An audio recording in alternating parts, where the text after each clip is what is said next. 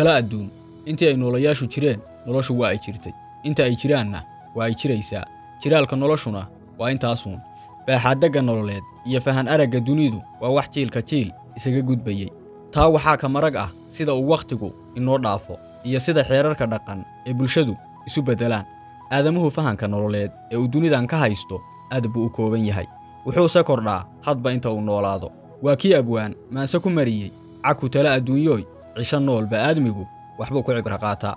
wax badan bay naftu iga adkaatay hawada dhallinyaranimo ee aan dhaafsiisnayn inaad gonfadhsato damaca gaaban ee shahwada iyo baashaalka haddase waxaan u jihaystay mas-uuliyad iyo tacab nololeed waa xilliga ugu adag nolosha qof aan wax uga bilownayn waxa adduun lagu sheego inuu nolol ka raadiyo haahey oo mararka qaar nolosha ayaa go'aamisa waayahaaga oo wakhtigu sama iyo xumaba waa leeyahay damaca nafta ee hiraalka ah waxaa ku liqdaaran danta hubaasha ah hunguriga waxaa xukuma calaf doonista waxaa dabra xiisaha busaylka iyo niyaddana waxaa tartan adag kula jira nacaybka waayaha oo tiro badan ma xasuusan tahay heestii maangalka nafsiga ee ahayd nafsigow waxaa jira niyaddii buseeshiyo nacab baratamaye aniga oo qalbiga ka murmaya welina baaxaadagii ku jira ayaan kula kulmay dariiqa nin hadraya oo isla hadlaya oogada sare waxa uuga eg yahay qof waalan muuq ahaanna waa nin ciraystay oo waayo badan isaga iyo noloshu soo lagdameen ka bulsho ahaan waxaan nahay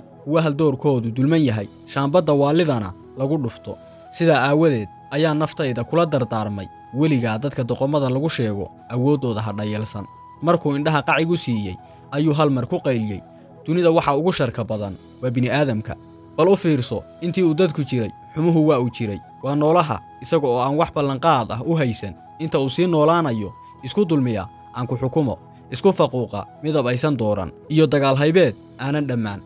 waxaan aad ula dhacay erayada falsafadeed ee uurkiisu go'anayo waxaan soo xasuustay odhah aanan hadda xasuusan filim ay ku jirtay balse sharka aadamaha looga hadlayay if they could they will sell the sky oo noqonaysa haddii ay kari lahaayeen samada ayay fasixi lahaayeen waxaan cod gaaban ku idhi adeer dadku ma wada xuma mar kale ayaa uu cod dheer ku yidhi xumaanta ayaa ka badan samaha bal u fiirso siyaasi tuugga wadaad xumaha kaaba qabiilka ganacsade gafanaha dadkaas ayaa indhergarad lagu sheegaa waa halka xumuhu uga adkaaday samaha cajiib waa nin waayuhu wax badan baray kana bogtay nolosha iyo sida ay u shaqayso waana sababta keentay inuusan waxba u arag shaambadda waalida ee ku dheggan iyo sida higilka doqomada ahi ay u arkaan isagu iyaga waa u waalan yahay iyaguna isaga waa ay u waalan yihiin labada waaliyoodse waxaa dooroon midda maangalnimadu la jirto taasina waa hoygiisa waxaan weydiiyey nolosha nagu xeeran iyo sida aan libin uga heli karo